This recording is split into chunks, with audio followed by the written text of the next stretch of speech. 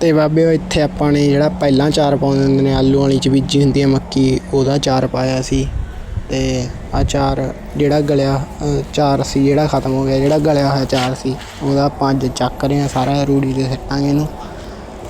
ਤੇ ਆਪਾਂ ਚਾਰ ਪਹਿਲਾਂ ਹੀ ਪਾ ਦਿੰਦੇ ਹੁੰਦੇ ਹਾਂ, ਅਤੇ ਉਦੋਂ ਬਾਅਦ 'ਚ ਹੁਣ ਆਪਾਂ ਹਰਾ ਹੀ ਪਾਇਆ ਕਰਾਂਗੇ ਸਾਰੇ ਡੰਗਰਾਂ ਨੂੰ।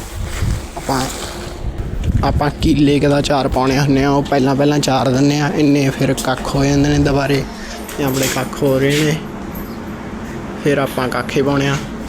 ਵੈਸੇ ਵੀ ਜਦੋਂ ਕੱਖ ਹੋਣ ਨਾ ਉਦੋਂ ਆਪਾਂ ਚਾਰ ਪਾਉਣੇ ਹੁੰਦੇ ਹਾਂ। ਅਤੇ ਅਗਲੇ ਸਾਲ ਤੋਂ ਆਪਾਂ 2 ਕਿੱਲੇ ਕੁ ਦਾ ਵੱਧ ਪਾਇਆ ਕਰਾਂਗੇ ਚਾਰ, ਤਾਂ ਕਿ ਸਿਆਲ 'ਚ ਕੰਮ ਆ ਜਾਇਆ ਕਰੇ।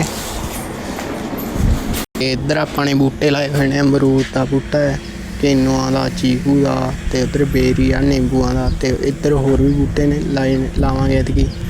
ਅਤੇ ਆਪਣੀ ਜੀਰੀ ਆ ਬਾਬੇ ਉਹ। ਅਤੇ ਅੱਜ ਦੇ ਵਲੋਗ 'ਚ ਇੰਨੀ, ਅਗਲੇ ਵਲੋਗ 'ਚ ਆਪਾਂ ਸੰਨੀ ਪਾਵਾਂਗੇ। ਅਤੇ